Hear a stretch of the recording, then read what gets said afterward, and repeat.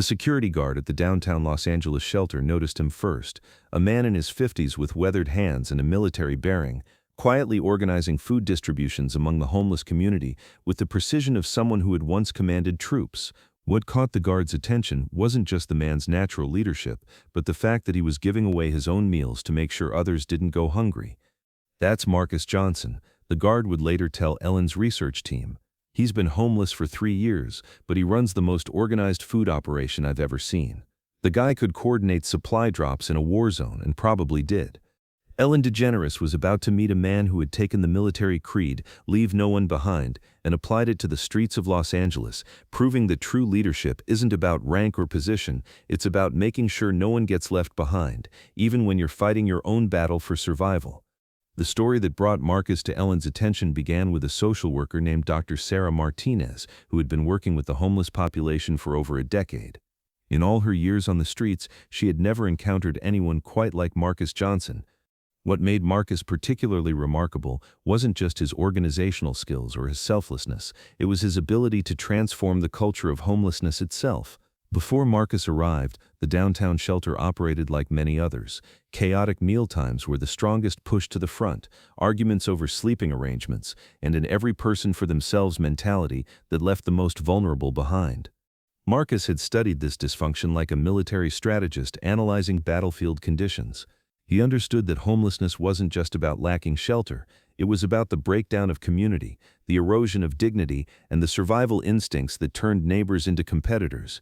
His solution was elegantly simple: reintroduce military structure and values to restore order and humanity. The transformation hadn't happened overnight. Marcus spent his first month simply observing, learning the dynamics, identifying the informal leaders, understanding the unspoken hierarchies that governed life on the streets. He watched families huddle together in fear, elderly individuals pushed aside during meal distributions, mentally ill individuals isolated and vulnerable. His approach was methodical and respectful. Marcus never imposed his authority. Instead, he earned it through consistent service. He began by volunteering for the least desirable tasks, cleaning bathrooms, organizing storage areas, mediating disputes. When people saw that this former sergeant major was willing to do the dirty work without complaint, they began to listen when he suggested better ways to organize their daily routines. The food distribution system Marcus created was a masterpiece of logistics and compassion. He established multiple serving lines to reduce wait times, created a buddy system where stronger individuals were paired with those who needed assistance, and implemented a rotation schedule that ensured everyone had access to hot meals regardless of when they arrived at the shelter. But perhaps most importantly, Marcus instituted what he called dignity protocols, small rules that preserved people's humanity even in desperate circumstances. No cutting in line, no taking more than your share unless seconds were specifically offered, and always saying please and thank you to volunteers. These weren't arbitrary rules, they were intentional efforts to help people remember that being homeless didn't mean surrendering their dignity. Marcus had appeared at the downtown shelter 3 years earlier, carrying nothing but a worn military duffel bag and a Bronze Star medal he never talked about. Unlike many homeless veterans struggling with addiction or mental health issues, Marcus was stone sober, sharp as a tack, and possessed an almost supernatural ability to organize chaos into order. His homelessness had begun not with addiction or mental illness, but with the kind of bureaucratic failures that trap many veterans in impossible situations. Marcus had left the military with service-connected disabilities, chronic pain from an IED explosion, and hearing loss from years of artillery exposure. The VA had approved his disability benefits, but processing delays meant months without income. Meanwhile, his medical expenses mounted, his savings evaporated, and his landlord eventually evicted him. What might have been a temporary setback became a permanent crisis when Marcus discovered that having a homeless status made it nearly impossible to navigate the very systems designed to help him. Without a permanent address, he couldn't complete his VA paperwork. Without completed paperwork, he couldn't access his benefits. Without benefits, he couldn't afford housing. The bureaucratic catch-22 that trapped him was the same one that trapped thousands of other veterans. But rather than becoming bitter or defeated, Marcus channeled his frustration into action. If the system couldn't help him, he would create his own system to help others. If bureaucracy had failed him, he would prove that human compassion could succeed where institutions fell short. Within weeks of his arrival, Marcus had transformed the shelter's meal distribution from a chaotic free-for-all into a military-style operation. He created schedules, established protocols, and somehow convinced a dozen rival homeless factions to work together toward a common goal, making sure everyone got fed. The homeless community is often fractured along lines that mirror broader society: racial tensions, generational conflicts, territorial disputes over prime sleeping spots or panhandling locations. Marcus understood that these divisions were often exacerbated by scarcity and fear. His solution was to create abundance through better organization and to replace fear with purpose. He established teams responsible for different aspects of community life: a security team that watched for vulnerable individuals, a medical team that checked on people with health issues, a family services team that ensured children's needs were prioritized. Each team had rotating leadership, giving people responsibility and investment in the community's success. But what truly set Marcus apart was his personal philosophy. He ate last and only if there was food left over. On days when donations were scarce, Marcus would quietly go without meals, ensuring that families with children, elderly individuals, and those who were sick got priority access to whatever food was available. This wasn't performative sacrifice. It was practical leadership based on military principles Marcus had learned over 22 years of service. In the Army, officers eat after enlisted personnel have been fed. Leaders take care of their troops before taking care of themselves. It's not about martyrdom, it's about ensuring unit cohesion and morale. Dr. Martinez had watched Marcus lose weight over the months, his already lean frame becoming gaunt as he consistently sacrificed his own nutrition for others. When she confronted him about it, his response was simple: "Ma'am, in the Army we had a saying, leaders eat last. I may not have stripes anymore, but I still remember what it means to take care of your people." The phrase "your people" was telling. Marcus didn't see the homeless community as a temporary stopover or a collection of strangers. He saw them as his unit, his responsibility, his family. Every person who showed up at the shelter became part of Marcus's mission to ensure that no one was left behind. The results of Marcus's leadership were measurable. Incidents of violence at the shelter dropped by 60% in his first year. Food waste decreased dramatically as his distribution system ensured efficient allocation of resources. Most importantly, the shelter began retaining volunteers who had previously been driven away by the chaos and hostility that characterized many homeless services. The letter Dr. Martinez sent to Ellen's production team painted a picture of a man who had turned homelessness into a mission of service, who approached the streets of Los Angeles like a military operation where his job was to ensure the survival and dignity of every person under his informal command. As Ellen introduced him to the audience, Marcus walked onto the stage with the same quiet dignity he brought to soup kitchen lines and shelter waiting areas, the bearing of someone who had learned that true strength is measured not by what you accumulate, but by what you're willing to give away. "Marcus," Ellen said once they were both seated, "I have to start by thanking you for your service, both to our country and to your community. Can you tell me about your military background?" Marcus sat up straighter, the military bearing never fully fading even in civilian clothes. "I served 22 years in the Army, ma'am. 3 tours in Afghanistan, 2 in Iraq. I was a sergeant major when I retired." Ellen leaned forward. "Sergeant major, that's a significant rank. What happened after you left the military?" Marcus's expression grew somber. "The transition was harder than I expected. I had some medical issues from my service, and the VA system, well, it's overwhelmed. I fell through the cracks, lost my apartment, couldn't find steady work. Been on the streets for 3 years now." The studio was completely quiet. Ellen could see audience members processing the reality that someone who had dedicated over 2 decades to serving his country was now living without a home. "But Marcus," Ellen said gently, "I understand that you've created something remarkable in the homeless community. Can you tell me about that?" Marcus's demeanor shifted, a hint of pride creeping into his voice. "Well, ma'am, when I arrived at the shelter, I saw a lot of good people struggling, not just with homelessness but with chaos. No organization, no structure, people fighting over food, resources being wasted, the strong taking advantage of the weak." He paused, choosing his words carefully. "In the military, we have a principle: leave no one behind. I realize that principle doesn't stop applying just because you take off the uniform." Ellen was struck by the quiet authority in Marcus's voice, the way he spoke about homelessness not as a personal tragedy, but as a logistical challenge that required leadership and organization. What does leave no one behind look like on the streets? Ellen asked. Marcus's face lit up as he prepared to describe what was clearly his life's work. It means making sure everyone gets fed, ma'am. I've organized the food distribution at our shelter and 3 others in the area. We've got schedules, protocols, a buddy system to check on the elderly and disabled. Nobody goes hungry on my watch. Ellen felt tears pricking her eyes. Marcus, this is incredible. But I have to ask, how do you make sure everyone gets fed when resources are limited?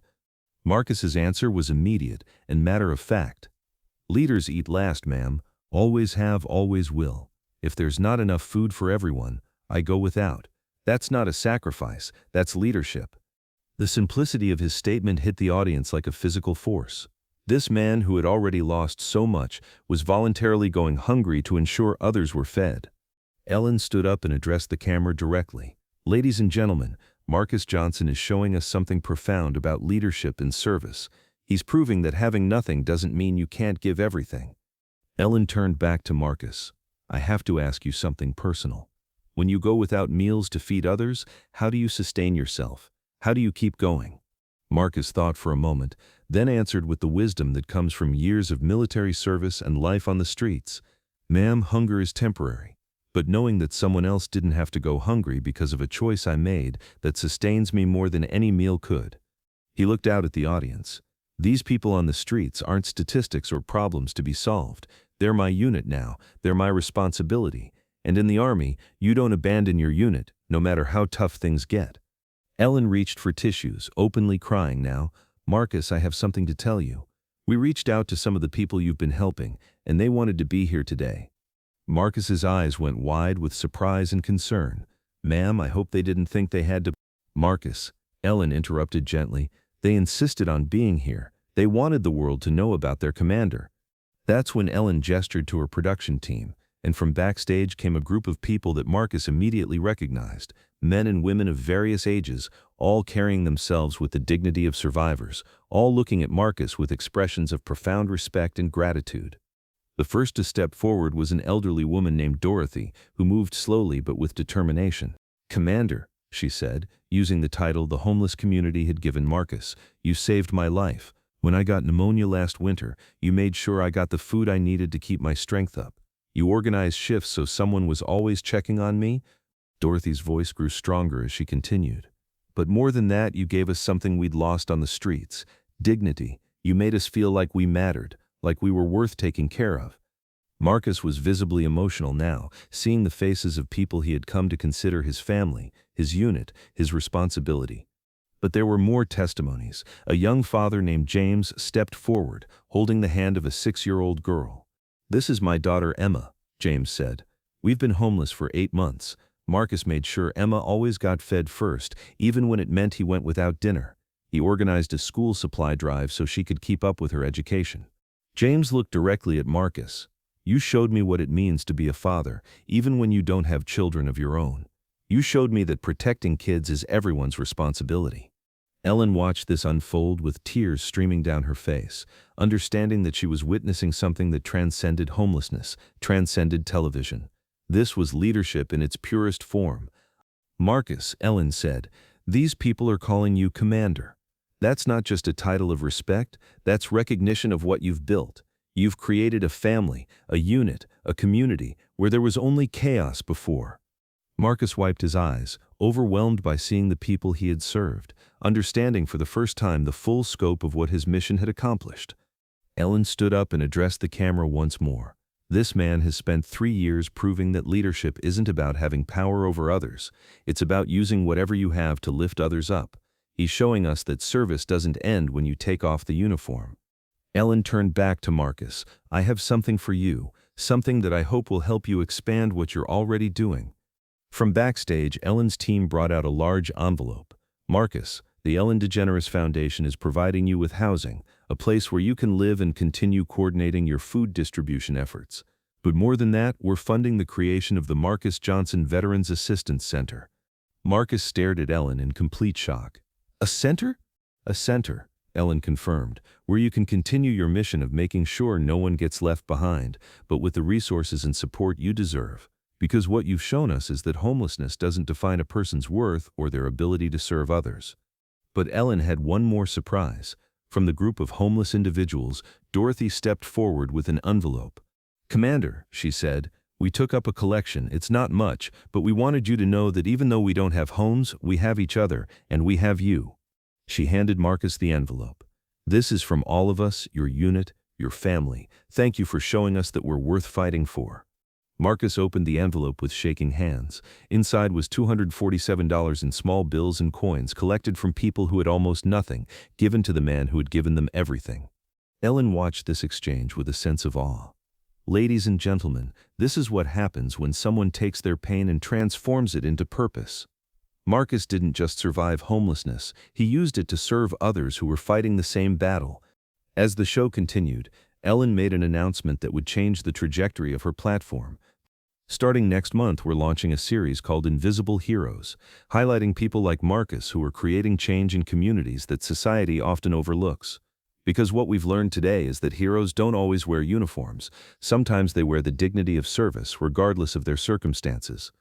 After the cameras stopped rolling, Marcus remained on stage, surrounded by the people he had served, finally understanding that his mission to leave no one behind had created something beautiful, a family born not of blood, but of shared struggle and mutual care.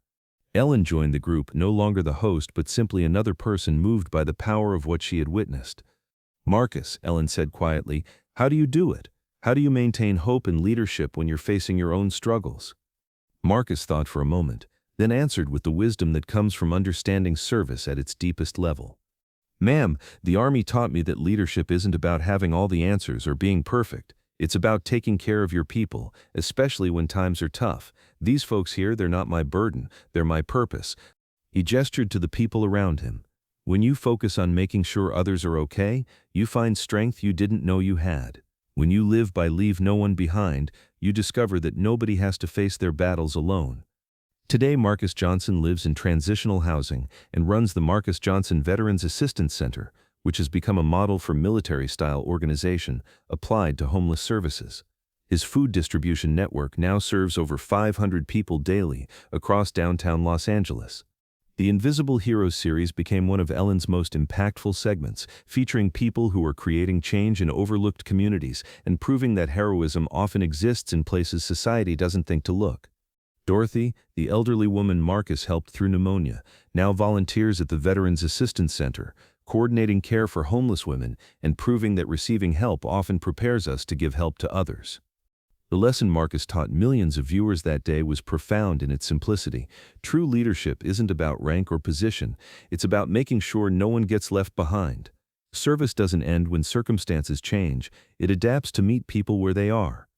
Because when someone takes the military principle of leave no one behind and applies it to civilian life, they're not just helping individuals survive, they're proving that leadership is a choice that anyone can make regardless of their circumstances, and that the most powerful missions are often carried out by people the world has forgotten. That's not just military service, that's human service. That's what happens when someone decides that having nothing doesn't mean you can't give everything, and that sometimes the greatest commanders are the ones who lead from the front lines of society's most challenging battles. And sometimes when that leadership is exercised on the streets of Los Angeles for 3 years, it creates not just individual rescues, but a movement that proves the most important rank anyone can hold is the one that comes with taking care of others, one meal at a time.